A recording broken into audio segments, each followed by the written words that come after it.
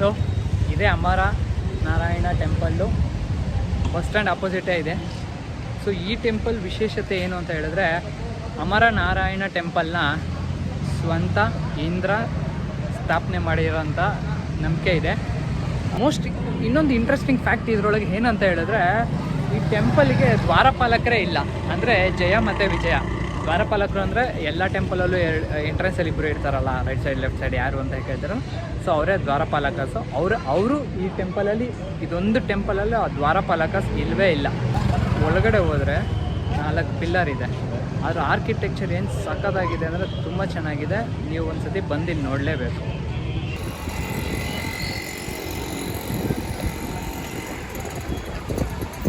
So ನೋಡ್ಬೋದು, ಮಧ್ಯದಲ್ಲಿರೋದು ಯುಧಿಷ್ಠಿರ, ಈ ಕಡೆ ಸೆಕೆಂಡು ಅರ್ಜುನ, ಭೀಮ, ನಾಲ್ಕಲ್ಲ ಸಹದೇವ. ಸೊ ಅವ್ರದ್ದು ಅದೇ ಹಿಂಗೆ ಹೋದ್ರೇ ಅವ್ರದ್ದು ಟೆಂಪಲ್ ಸಿಗುತ್ತೆ, ಭೀಮಲಿಂಗೇಶ್ವರ ಟೆಂಪಲ್ಲು. ಸೊ ಆದರೆ ಎದುರುಗಡೆನೆ ಶ್ರೀ ಅಮರನಾರಾಯಣ ದೇವಸ್ಥಾನ. ನಾನೀಗ ಇರೋವಂಥ ಜಾಗ ಭೀಮಲಿಂಗೇಶ್ವರ ದೇವಸ್ಥಾನ. ಈ ದೇವಸ್ಥಾನ ಹಿಸ್ಟ್ರಿ ಏನು ಅಂತ ಹೇಳಿದ್ರೆ, ನಿಮಗೆಲ್ಲ ಗೊತ್ತಿರ್ತಾರೆ ಪಾಂಡವರು ಯಾರು ಅಂತ. ಎಲ್ಲರಿಗೂ ಗೊತ್ತಿರ್ತಾರೆ ಪಾಂಡವರು ಯಾರು ಅಂತ. ಸೊ ಇದು ಬಂದು ಇದೊಂದು ಪ್ರೂಫ್ ಅಂತ ಹೇಳ್ಬೋದು. ಆರ್ಕಿಯಾಲಜಿ ಡಿಪಾರ್ಟ್ಮೆಂಟ್ ಅವರೆಲ್ಲ ಹಾಕಿದ್ದಾರೆ. ಇದ್ರ ಕತೆ ಏನು ಅಂತ ಹೇಳಿದ್ರೆ, ಕೈವಾರ ಈಗ ಒಂದು 300, 400, 500 ವರ್ಷಗಳಿಂದ ಬಂದಂಥ ಊರಲ್ಲ. ಇದು ಬಂದು ಯುಗಗಳಿಂದ ಇರುವಂಥ ಊರು. ಸೊ ಏನಪ್ಪ ಅಂತಂದರೆ, ಇದು ಟೋಟಲ್ 4 ಯುಗಗಳಿದೆ, 4 ಯುಗಗಳು: ಸತ್ಯಯುಗ, ತ್ರೇತಾಯುಗ, ದ್ವಾಪರ ಯುಗ, ಕಲಿಯುಗ. ಸತ್ಯಯುಗದಲ್ಲಿ ಬಂದು ಅಮರನಾರಾಯಣ ಟೆಂಪಲ್ಲು ಇದಾಗುತ್ತೆ. ತ್ರೇತಾಯುಗ ಅಂದರೆ ರಾಮಾಯಣ ನಡೆದಂಥ ಯುಗ. ಸೊ ಅದ್ರದ್ದು ಇಲ್ಲಿ ಒಂದು ಹಿಸ್ಟ್ರಿ ಇದೆ. ಮತ್ತು ಇದು ದ್ವಾಪರ ಯುಗ ಹಿಸ್ಟ್ರಿ ಏನಂತ ಹೇಳಿದ್ರೆ, ಸೊ ನಾನು ಹಿಂದೆ ಏನು ನೋಡ್ತಾ ಇದ್ದೀರಾ, ಇದು ಭೀಮಲಿಂಗೇಶ್ವರ ಟೆಂಪಲ್ಲು. ಈ ಟೆಂಪಲ್ ಇತಿಹಾಸ ಏನಂತ ಹೇಳಿದ್ರೆ, ಆಗಿನ ಕಾಲದಲ್ಲಿ ಅಂದರೆ ದ್ವಾಪರ ಯುಗದಲ್ಲಿ ಈ ಕೈವಾರನ ಏಕಚಕ್ರಪುರ ಅಂತ ಕರಿತಿದ್ರು. ಸೊ ಒಬ್ಬ ಋಷಿ ಬಂದು ಇವ್ರಿಗೆ ಏಕಚಕ್ರಪುರಕ್ಕೆ ಹೋಗಿ ಅಂತ ಹೇಳ್ತಾರೆ. ಅವರು ಏಕಚಕ್ರಪುರಕ್ಕೆ ಇಲ್ಲಿ ಬರ್ತಾರೆ, ಅಂದರೆ ಕೈವಾರಕ್ಕೆ ಬರ್ತಾರೆ. ಕೈವಾರಕ್ಕೆ ಬಂದು ಬ್ರಾಹ್ಮಣ ವೇಷದಲ್ಲಿ, ಸೊ ಅವರು ಬ್ರಾಹ್ಮಣ ವೇಷ ಧರಿಸಿ ಬ್ರಾಹ್ಮಣರಂತೆ ಜೀವನ ಮಾಡ್ತಾ ಇರ್ತಾರೆ. ಆ ಜೀವನ ಮಾಡಬೇಕಾದ್ರೆ ಏನಾಗುತ್ತೆ, ಒಂದು ದಿವಸ ಈ ಊರಲ್ಲಿ ಕೈವಾರ ಊರಿಗೆ ಬಗಾಸುರ ಅಂತ ಎಲ್ಲರಿಗೂ ಗೊತ್ತು. ಬಗಾಸುರನ ತುಂಬ ಕಾಟಗಳಿರ್ತಾವೆ. ಅವನು ಬಂದು ಮನುಷ್ಯರನ್ನ, ಇಲ್ಲಿರೋ ಹಸು ದನು ಕರಗಳನ್ನೆಲ್ಲ ತಿಂತಿರ್ತಾನೆ. ಸೊ ಅದನ್ನು ಕುಂತಿ ನೋಡಿ ಭೀಮಂಗೆ ಹೇಳ್ತಾರೆ, ನೀನು ಅವನು ಸ್ವಲ್ಪ ನೋಡ್ಕೋ ಅಂತ ಹೇಳ್ತಾರೆ ಅವರಮ್ಮ. ಸೊ ಅದಕ್ಕೆ ಭೀಮ ಬಕಾಸುರನ ಸಂಹಾರ ಮಾಡ್ತಾನೆ. ಸಂಹಾರ ಮಾಡಿದಾಗ ಬಕಾಸುರ ಅಪ್ಪಟ ಶಿವನ ಭಕ್ತ. ಸೊ ಅದ ಕಾರಣದಿಂದ ಭೀಮಂಗೆ ಹೇಳ್ತಾರೆ, ನೀನು ಒಂದು ಲಿಂಗ ಸ್ಥಾಪನೆ ಮಾಡು ಅಂತ. ಸೊ ಆ ಸಮಯದಲ್ಲಿ ಭೀಮ ಸ್ವಂತ ವಿಗ್ರಹ, ಅಂದರೆ ಶಿವನ ವಿಗ್ರಹ ಇಲ್ಲಿ ಸ್ಥಾಪನೆ ಮಾಡಿದ್ದಾನೆ. ಸೊ ಅದೇ ಭೀಮಲಿಂಗೇಶ್ವರ ಟೆಂಪಲ್ಲು. ಅದೇ ರೀತಿ ಅವ್ರು 4 ಜನ ಅಣ್ಣ ತಮ್ಮದಿರು ಯಾರ್ಯಾರು ಅಂತ ಅಂದರೆ, ಯುಧಿಷ್ಠಿರ, ಅರ್ಜುನ, ಭೀಮ, ನಕುಲ, ಸಹದೇವ. ಯುಧಿಷ್ಠಿರ ಸ್ಥಾಪನೆ ಮಾಡಿರೋಂಥ ಇದು ಧರ್ಮರಾಯ ಲಿಂಗೇಶ್ವರ ಅಂತ ಕರೀತಾರೆ. ಸೊ ಇದಿದೆ ಧರ್ಮರಾಯನ ಲಿಂಗೇಶ್ವರ. ಸೊ ಹಾಗೂ ಸೆಕೆಂಡ್ ಯಾರೋ ಗೊತ್ತೇ, ಅರ್ಜುನ. ಇದು ಅರ್ಜುನ ಲಿಂಗೇಶ್ವರ. ಅದಾದಮೇಲೆ ಯಾರು, ಬಾಸ್ ಭೀಮಂತ ಲಿಂಗೇಶ್ವರ ಒಳಗಡೆ ಇದೆ. ಅಲ್ಲಿ ಫೋಟೋ ಎಲ್ಲ ಅಲೋ ಇಲ್ಲ. ಸೊ ನಂತರ ನಕುಲ ಲಿಂಗೇಶ್ವರ, ಇದು ಇಲ್ಲೇ ನೋಡ್ಬೋದು ನೀವು. ಲಾಸ್ಟ್ ಕೊನೆಯದಾಗಿ ಸಹದೇವ ಲಿಂಗೇಶ್ವರ. ಸೊ ಇದು ಇಲ್ಲಿನ ಹಿಸ್ಟ್ರಿ. ಕೈವಾರ ಯುಗಗಳಿಂದನೂ ಹಿಸ್ಟ್ರಿ ಇದೆ. ಕೈವಾರ ಮತ್ತೆ ಇನ್ನೊಂದಕ್ಕೆ ಏನಕ್ಕೆ ಫೇಮಸ್ಸು ಅಂತ ಹೇಳಿದ್ರೆ, ಅಂದರೆ ಮತ್ತೆ ಇನ್ನೊಂದಕ್ಕೆ ಅನ್ನೋದಕ್ಕಿಂತ ಕೈವಾರ ಏನಕ್ಕೆ ಫೇಮಸ್ಸು ಅಂತ ಹೇಳಿದ್ರೆ ಶ್ರೀ ಯೋಗಿ ನಾರಾಯಣ ಯತೇಂದ್ರ ಅಂದರೆ ಕೈವಾರ ತಾಟಯ್ಯ. ಕೈವಾರ ತಾಟಯ್ಯ ಒಬ್ಬರು ಕನ್ನಡ ಹಾಗೂ ತೆಲುಗು ಕವಿಯಾಗಿದ್ದರು. ಅವರು 18 ಕೀರ್ತನಗಳು ಕನ್ನಡ ಭಾಷೆಯಲ್ಲಿ ಬರೆದಿದ್ದಾರೆ. ಸೊ ಇವಾಗ ನಾನು ಬಂದಿರೋವಂಥ ಜಾಗ ಗವಿ ಶ್ರೀ ಅಮರನಾರಾಯಣ ಟೆಂಪಲ್ಲು. ಇಲ್ಲಿ ಕೈವಾರ ತಾಟಯ್ಯವರು ತಪಸ್ಸು ಮಾಡಿ ನಾರಾಯಣ ದರ್ಶನ ಪಡೆದಿದ್ದಾರೆ. ಮತ್ತು ಏನಪ್ಪ ಅಂತ ಅಂದರೆ ಅವರು 1726ರಿಂದ ಹುಟ್ಟಿ ಮತ್ತು 1836 ಅಂದರೆ 110 ವರ್ಷ ಬದುಕಿದ್ರು ಅವರು. ಸೊ ಆದ ನಂತರ ಅವರು ಜೀವಂತ ಸಮಾಧಿಯಾಗಿದ್ದರು. ಅವರ ತಪಸ್ಸು ಮಾಡಿದಂಥ ಜಾಗಕ್ಕೆ ಹೋಗೋಣ.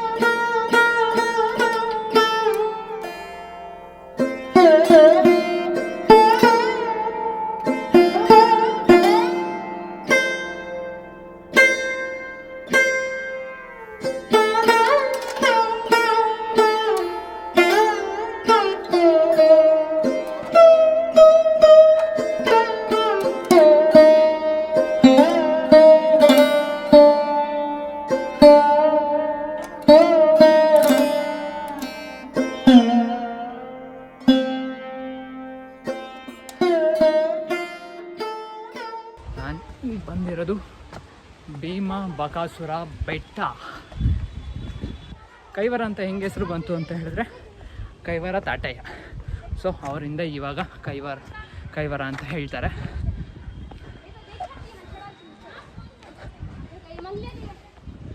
ಸೊ ಇನ್ನೇನು ಅದೇ ಅವ್ರು ವನವಾಸಕ್ಕೆ ಬಂದಿರ್ತಾರೆ. ಆವಾಗ ಬಕಾಸುರ ಅನ್ನೋ ರಾಕ್ಷಸ ಇವ್ರವ್ರಿಗೆ ತುಂಬ ಕಾಟ ಕೊಡ್ತಾ ಇರ್ತಾನೆ. ಇವ್ರಿಗೆ ಬರೋದು, ಮನೆ ಹೊಡೆದಾಕೋದು, ಮನುಷ್ಯರು ಹಂಗೆ ತಿಂದ್ಕೊಳ್ಳೋದು. ಸೊ ಮನುಷ್ಯರು ಈ ಊರಿನ ಪ್ರಾಣಿ ಎಲ್ಲ ತಿನ್ನೋನಂತೆ. ಸೊ ಅದಕ್ಕೆ ಊರವರು ಒಂದು ಒಪ್ಪಂದಕ್ಕೆ ಬರ್ತಾರೆ. ಏನಂತ, ನಾವು ನಿನಗೆ ಬಕಾಸುರನಿಗೆ ಅಂದರೆ ಊರವರು ಪ್ರತಿದಿನ ಒಂದೊಂದು ಮನೆಯಿಂದ ಒಂದು ಗಾಡಿ ಅನ್ನ ತಿಂಡಿ ಪದಾರ್ಥಗಳನ್ನು ಮತ್ತು ಒಬ್ಬ ಮನುಷ್ಯ ತೊಗೊಂಬರ್ತಾನೆ ಅಂತ ಹೇಳ್ತಾರೆ. ಆ ಮನುಷ್ಯ ತೊಗೊಂಡೋಗೋರೆಲ್ಲರೂ ಯಾರೂ ವಾಪಸ್ಸೇ ಬಂದಿರಲ್ಲ. ಒಂದಿನ ಏನಾಗುತ್ತೆ, ಈ ಪಾಂಡವರು ಏನು ಬ್ರಾಹ್ಮಣವರ ವೇಷದಲ್ಲಿರ್ತಾರಲ್ಲ, ಪಾಂಡವರು ಇರೋವಂಥ ಪಕ್ಕದ ಮನೆಯಲ್ಲಿ ಅವ್ರ ದಿನ ಬಂದಿರುತ್ತೆ ಆ ಟೈಮ್. ಸೊ ಆ ಮನೆಯಲ್ಲಿ ಅವ್ರಿಗೆ ಏನಂತ ಹೇಳ್ತಾರೆ, ಒಬ್ಬನೇ ಮಗ, ಅವನೋದ್ರೆ ಅಪ್ಪ ಅಮ್ಮನ ನೋಡ್ಕೊಳಕ್ಕೆ ಯಾರೂ ಇರೋಲ್ಲ. ಸೊ ಅವ್ರಿಗೆ ಆ ದುಃಖ, ನಾನು ಹೋಗ್ಲಾ ಅವ್ರು ಹೋಗ್ಲಾ ಅಂತ ಇರುತ್ತೆ. ಕುಂತಿ ಭೀಮಂಗೆ ಹೇಳ್ತಾರೆ, ಭೀಮ ಅವ್ರ ಜಾಗದಲ್ಲಿ ನೀನು ಹೋಗು, ರಾಕ್ಷಸನೊಂದು ಕತೆ ಏನು ನೋಡು ವಿಚಾರಿಸು ಅಂತ ಹೇಳ್ತಾರೆ. ಸೊ ಅದಕ್ಕೆ ಭೀಮ ಗೊತ್ತಲ್ಲ, ಫಸ್ಟೇ ತಾಯಿ ಹೇಳಿದ್ಮೇಲೆ ಮುಗೀತು ಭೀಮಂಗೆ. ಸರಿ ಅಂತ ಎತ್ಕೊಂಡು ಹೋಗ್ತಾನೆ. ಬಕಾಸುರ ಊಟಕ್ಕೋಸ್ಕರ ವೆಯ್ಟ್ ಮಾಡ್ತಾ ಇರ್ತಾನೆ. ಭೀಮ ಮೊದಲೇ ತುಂಬ ತಿಂಡಿ ಅಂದ್ರೆ ಅಂತ ಬಾಯ್ಬಿಡ್ತಾನೆ. ಏನು ಮಾಡ್ತಾನೆ, ಅರ್ಧ ದಾರಿಲೇ ನಿಂತ್ಕೊಂಡು ಈ ಊಟ ಎಲ್ಲ ಅವ್ನಿಗೇನು ಕೊಡಬೇಕು, ನಾನೇ ತಿಂದುಬಿಡ್ತೀನಿ ಅಂತ ತಿನ್ನೋಕೆ ಕೂತ್ಕೊತಾನೆ. ಆಗ ಆ ಬಕಾಸುರ ಹುಡ್ಕೊಂಡು ಬರ್ತಾನೆ, ಎಲ್ಲ ಊಟ ಬಂದಿಲ್ಲ ಅಂತ. ಬಂತೆ ಹೋದಾಗ ಭೀಮ ತಿಂತಾ ಇರ್ತಾನೆ. ಭೀಮಂಗೂ ಅವನಿಗೂ ಯುದ್ಧ ನಡೆಯುತ್ತೆ. ಆ ಯುದ್ಧದಲ್ಲಿ ಭೀಮ ಬಕಾಸುರನ ಸಂಹಾರ ಮಾಡ್ತಾನೆ. ಸಂಹಾರ ಮಾಡಿ ಊರಿಗೆ ತಂದು ಹಾಕ್ಬಿಟ್ಟು ಸೈಲೆಂಟಾಗಿ ಎಲ್ಲೋ ಹೊಂಟೋಗ್ಬಿಡ್ತಾನೆ. ಯಾಕಂದರೆ ಗೊತ್ತಾಗ್ಬಾರ್ದಲ್ಲ, ಬಕಾಸುರನ ಆ ಟೈಮಲ್ಲಿ ಕೊಂದಿದ್ರು ಅಂತ ಗೊತ್ತಾದರೆ ಸೊ ಆ ಪಾಂಡವರು ಬಿಟ್ಟರೆ ಇನ್ನು ಯಾರಿಗೋ ಶಕ್ತಿ ಇರಲ್ಲ. ಅದಕ್ಕೆ ಅದು ಗೊತ್ತಾಗ್ಬಿಡುತ್ತೆ ಅಂತ ಯಾರಿಗೂ ಹೇಳೋದು ಇಲ್ಲ. ಅವನು ಯಾರು ಬಕಾಸುರನ ಕೊಂದರು ಅಂತ ಊರವ್ರಿಗೆ ಯಾರಿಗೂ ಗೊತ್ತಿರಲ್ಲ. ಸೊ ಆ ರೀತಿಲಿ ಆ ಒಂದು ಯುದ್ಧ ನಡೆದಿದ್ದು ಈ ಬೆಟ್ಟದಲ್ಲೇ ಆ ಯುದ್ಧ ನಡೆದಿರೋದು ತೋರಿಸ್ತೀನಿ. 500 ಮೆಟ್ಲುಗಳಿದೆ. 500 ಮೆಟ್ಲು ದಾಟ್ಕೊಂಡು ಹೋಗ್ಬೇಕು.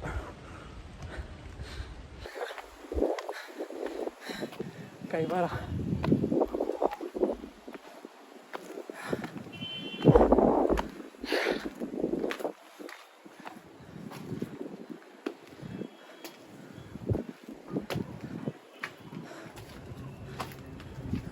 ಬಕಾಸುರನ ಬಾಗಲಂತೆ.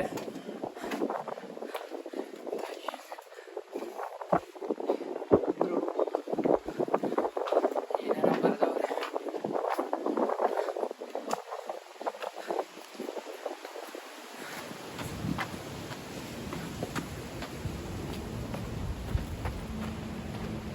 ಏನಪ್ಪ ಈ ಭೀಮ ಬಕಾಸುರ ಫೈಟ್ ಎಲ್ಲ ಎಲ್ಲಿ ನಡೀತು ಅಂತ ಗೊತ್ತಿಲ್ಲ.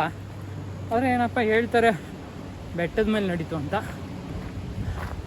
ಅದೇ ನಂಗೊಂದು ಡೌಟು, ಭೀಮ ಬಕಾಸುರ ಬೆಟ್ಟದ ಮೇಲೆ ಏನಕ್ಕೆ ಬಂದರು, ಎತ್ತಿನ ಗಾಡಿ ಎಲ್ಲ ಹೆಂಗೆ ಬರುತ್ತೆ ಇಲ್ಲಿಗೆ ಅಂತ ಒಂದು ಡೌಟ್ ನನಗೆ.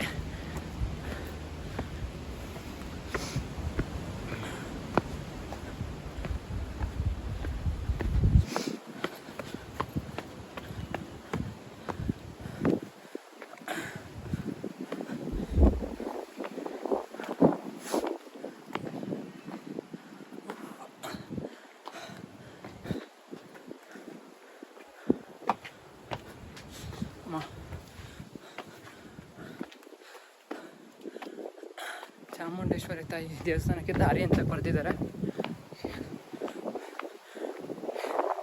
ಇಲ್ಲಿ ಇನ್ನೊಂದು ಇತಿಹಾಸ ಏನು ಅಂತ ಹೇಳಿದ್ರೆ, ಒಂದು ಹಿಸ್ಟ್ರಿ ಏನು ಅಂತ ಹೇಳಿದ್ರೆ, ತಾಯಿ ಚಾಮುಂಡೇಶ್ವರಿ ನರಕಾಸುರನ್ನ ಕೊಂದಾಗ ಅವಳು ಶಾಂತವಾಗಲು ಇಲ್ಲಿ ಬಂದಿದ್ಲಂತೆ. ಸೊ ಮತ್ತೊಂದು ಏನಂತ ಹೇಳಿದ್ರೆ, ಇದು ತ್ರೇತಾಯುಗದ ಒಂದು ಭಾಗ. ತ್ರೇತಾಯುಗದ ಒಂದು ಭಾಗ. ಏನು ನಂಬಿಕೆ ಅಂತ ಅಂದರೆ, ರಾಮ ಲಕ್ಷ್ಮಣರು ಇಲ್ಲಿ ಒಂದು ಸತಿ ಬಂದಿದ್ರಂತೆ ವನವಾಸಕ್ಕೆ ಬಂದಾಗ ಲಕ್ಷ್ಮಣ ಮತ್ತು ತಾಯಿ ಸೀತೆಗೆ ಬಾಯಾರಿಕೆ ಅಂತ ಹೇಳಿದ್ದಕ್ಕೆ ಇಲ್ಲಿ ಒಂದು ಲಕ್ಷ್ಮಣ ತೀರ್ಥ ಅಂತ ಇದಾಗಿದೆ.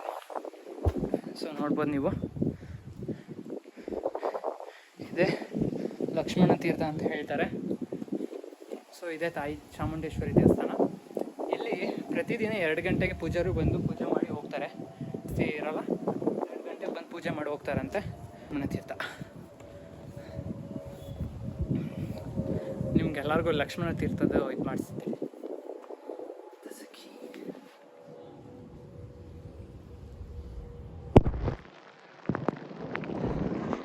ಲಕ್ಷ್ಮಣ ತೀರ್ಥ ಸ್ಥಾನ ಆಯ್ತಾ.